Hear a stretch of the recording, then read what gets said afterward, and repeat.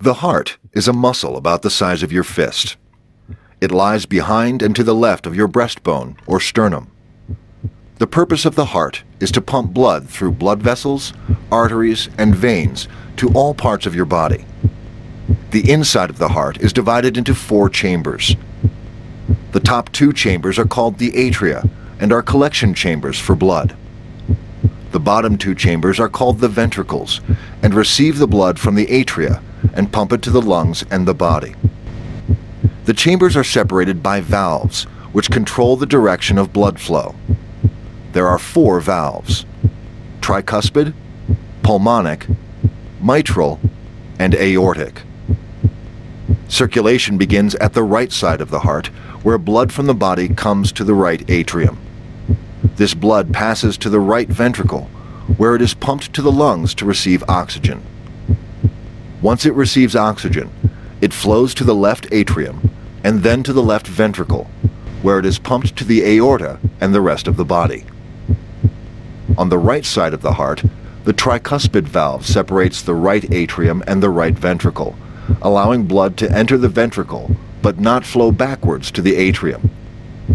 Blood flows through the pulmonic valve to go to the lungs. On the left side of the heart, the mitral valve separates the left atrium and the left ventricle. Blood flows from the left ventricle to the aorta through the aortic valve and to the rest of the body. Arteries carry blood with oxygen and other nutrients throughout the body. Veins take blood back to the heart, which pumps it to the lungs to be oxygenated. The heart arteries, coronary arteries, provide oxygen and nutrients to the heart muscle. The right coronary artery supplies blood to the bottom and the back of the heart. The left coronary artery splits into 2 vessels. One branch supplies blood to the front of the heart. The other branch delivers blood to the left side of the heart. An electric system transmits signals throughout the heart to control its pumping. The electrical signal starts in the sinoatrial or SA node, which is located in the upper portion of the right atrium and is known as the natural pacemaker of the heart. The electrical signal passes down to the lower chambers of the heart via the atrioventricular or AV node, which controls the signal so the atria contract before the ventricles. In the ventricles, pathways carry the signal throughout the muscle so that they contract at the same time to pump blood to the lungs and through the body.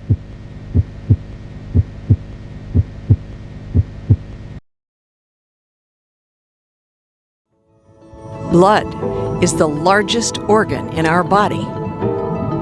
10 pints of life force coursing through thousands of miles of arteries, veins, and capillaries. Those blood vessels carry blood to every other organ, keeping them functioning and thriving.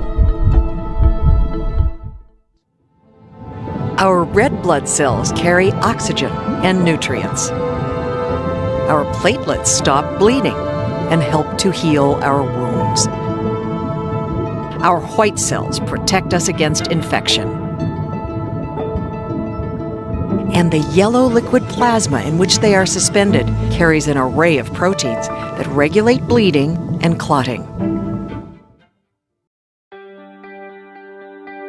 Our body is constantly making new blood cells. Billions of white blood cells, red blood cells, and platelets are produced every day to replace older cells that die, either during normal processes or because of illness.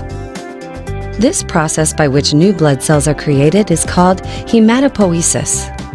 Blood cells in the body, including the white cells, are made in the bone marrow, which is the soft, spongy material in the center of the bones. Blood cells are created from a group of master cells called stem cells, which also live within the bone marrow. These stem cells have the ability to divide and produce all the different types of blood cells. The white blood cells are an important part of our body's immune system. Granulocytes are a special group of white blood cells that play an extremely important role in protecting the body against infections. Neutrophils are a special class of granulocytes that are able to chase, engulf, and digest the bacteria that can cause infections. Neutrophil development in the bone marrow takes approximately 10 days. Mature neutrophils are released into the blood where they survive for only 3 to 6 hours. Because mature neutrophils are so short-lived, the bone marrow constantly produces large numbers of neutrophils to meet the body's needs. Our body makes natural proteins that can signal the stem cell to start making cells that will eventually develop as neutrophils. One of the important proteins in this process is called granulocyte colony stimulating factor, or GCSF. The GCSF protein can work on the cells in the bone marrow that eventually become neutrophils and signal that they should start becoming neutrophils. The entire process by which stem cells develop into mature neutrophils can take about 10 days and includes 2 phases. During the first phase, the stem cells and their offspring can divide as they develop and mature. This step takes about 6 days.